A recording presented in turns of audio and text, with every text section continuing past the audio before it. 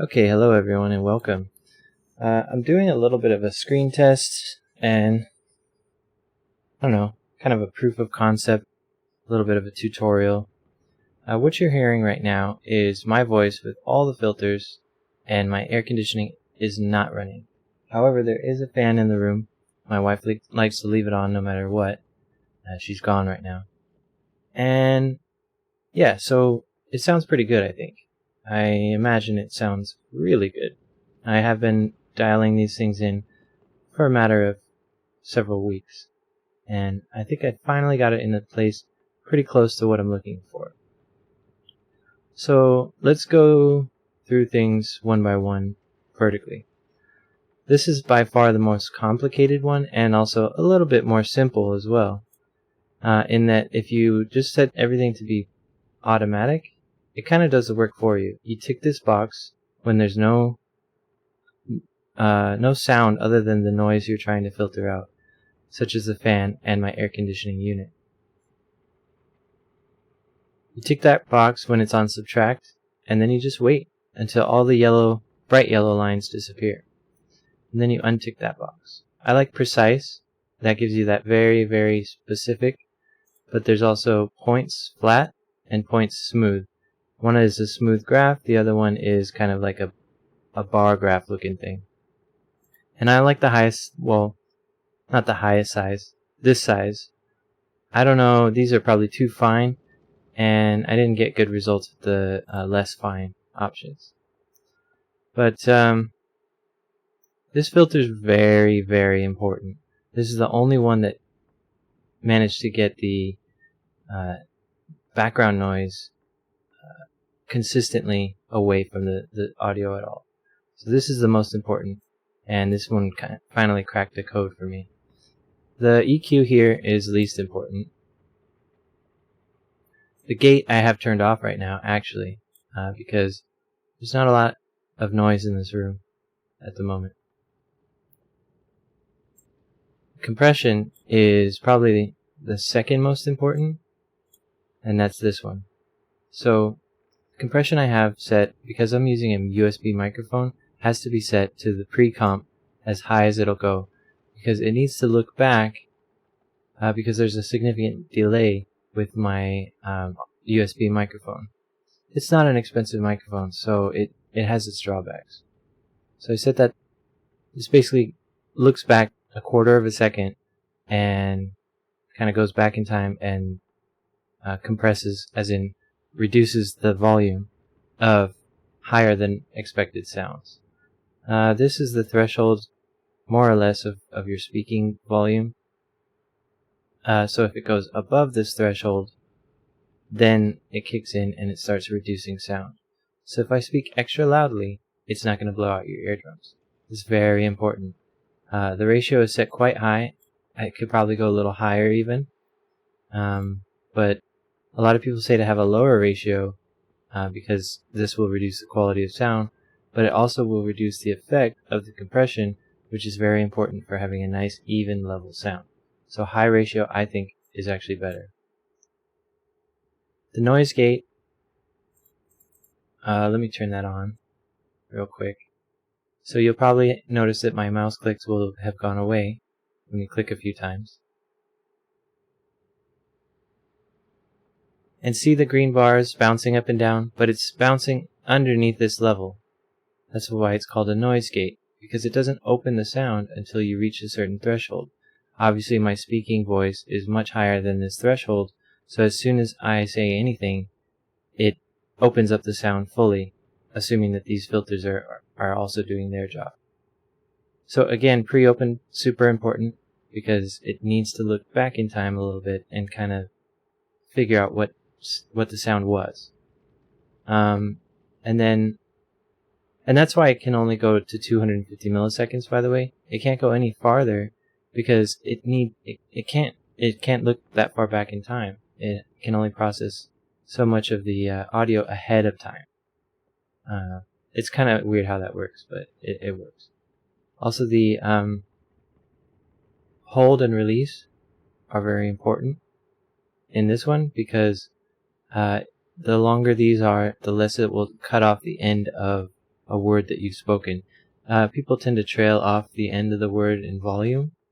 So if I say something and it kind of trails off and ducks underneath the threshold, I'm still speaking, and there's still discernible syllables and sounds, but it gets cut off, and it's very evident in the recording. The equalizer is a very mild equalizer. I could be much more aggressive. Essentially, this is pitching my voice down a little bit, down in pitch. These are increased, whereas these are decreased. And all this is doing is making it sound like my voice is less annoying this way, because I have a high-pitched voice. I don't like the sound of my own voice that much, but this gives it something more akin to what I would like to hear if someone were speaking to me than my own voice. So it's a little bit deeper than what you would hear if you met me in person, but it sounds a lot better on video that way. So I am going to disable these. As you can see over here, the eyeball is showing that they're active. So I want you to hear the difference because I want you to see what I've done so far to get my audio set up just right. I'm also recording this for a friend. So first of all, the noise gate, all it's going to do is make it so that now you can hear my mouse clicking. And any other sounds that are happening that aren't loud enough to trigger this threshold. The EQ, when I turn this off, my voice is going to go higher in pitch. So now I sound like this. This is my normal speaking voice. It's a little bit higher pitched than I prefer, but it's not too annoying. I can also get away with not having the EQ enabled just fine. These two, however, I cannot enable, or I cannot disable. So the comp, I'm going to actually move away from my microphone a little bit, because if I don't, it's going to blow out your eardrums. And I'm also going to talk a little bit quieter, because if I don't, it's going to definitely have an effect. Yeah, you don't want to hear this sound. If I shout, or if I get a lot too close to the microphone, it's going to absolutely blow out your eardrums. So I'm going to turn that back on.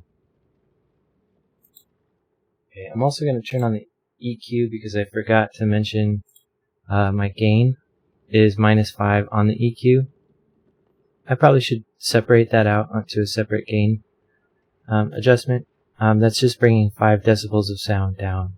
So it's quieting things a little bit because I felt like it was a little too loud.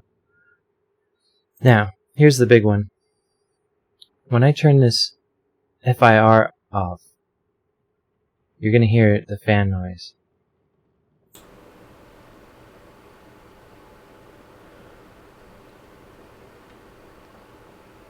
And also you're going to hear all of the background noise in the room.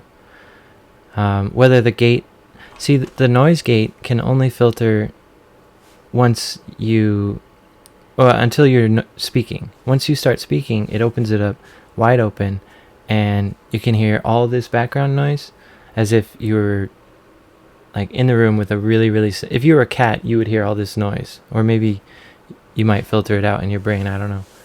But anything that with really sensitive hearing will hear all this background noise. There's electrical interference, there's the hum of the fan, and all kinds of background static noise that you're hearing right now. And I'm also going to pause the video because my air conditioning is not running, so I want you to hear that. I'm going to turn it on right now. Okay, it's just ticking on right now. The air conditioning, the unit outside is right outside of my wall, so I don't know if you can hear that.